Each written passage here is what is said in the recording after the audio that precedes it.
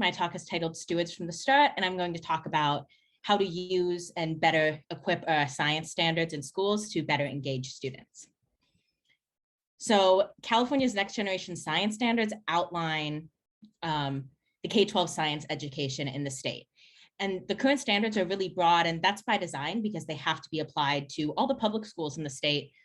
But students really respond well to lessons that are applicable to their lives and experiences. And with the technical focus of science classes, there's limited student success. You know, we've seen that in the 2019 California science test, or the standardized test, only 30% of pupils met or exceeded the standards in science, and fewer than 51% of high school students passed the courses they need to be eligible for Cal States or UCs in the state.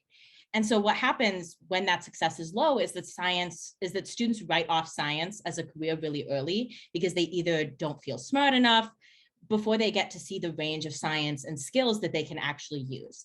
And when universities focus on recruiting diverse students for research, that focus really falls on the undergraduate level. But by this point, a lot of science has already become inaccessible for a lot of students. And so the future of science research is really dependent on how we can better connect our science curriculum and standards to students. And so I'm proposing a new standard added to the next generation science standards. And stewardship at its core is about care and a support for the environment. And that local care is really relatable at any education level. And so this would help students feel more engaged with their local ecosystems and therefore feel more connected to life science as a subject matter. So for example, science textbooks often really focus on a handful of spotlight ecosystems. So any direct connection to the places they learn about is really limited to famous places like the California redwoods, for example, while local natural ecosystems are generally ignored.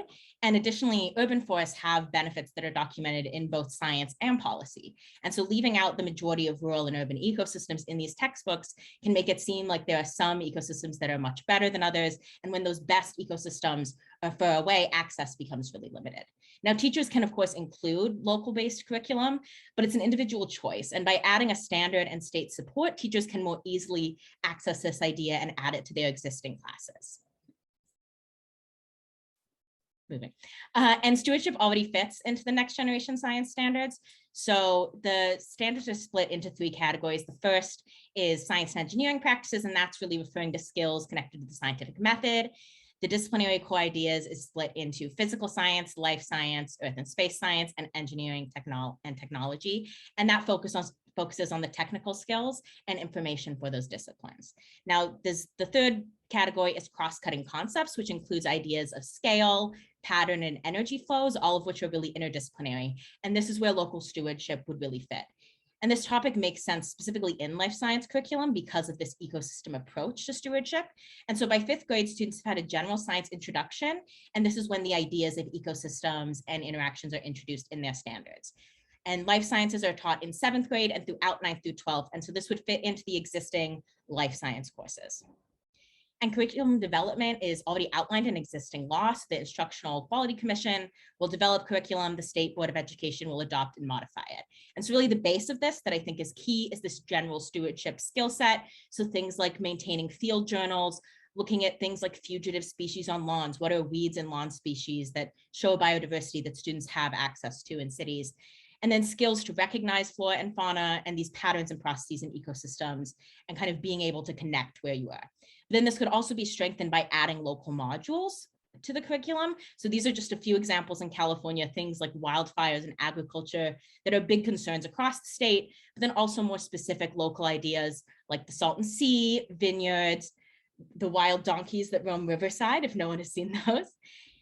And so stewardship and engagement would make a happier and more successful student body. It gives this opportunity for hands-on science education and shows students, you know, a range of ecosystems to build a connection to their community. It also would improve student interest in science fields. A lot of scientists, when you ask them how they got into science, it's an early experience that led to that career choice.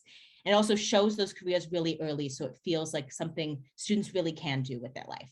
And so science education based on students is really key. And with that, I will take any questions.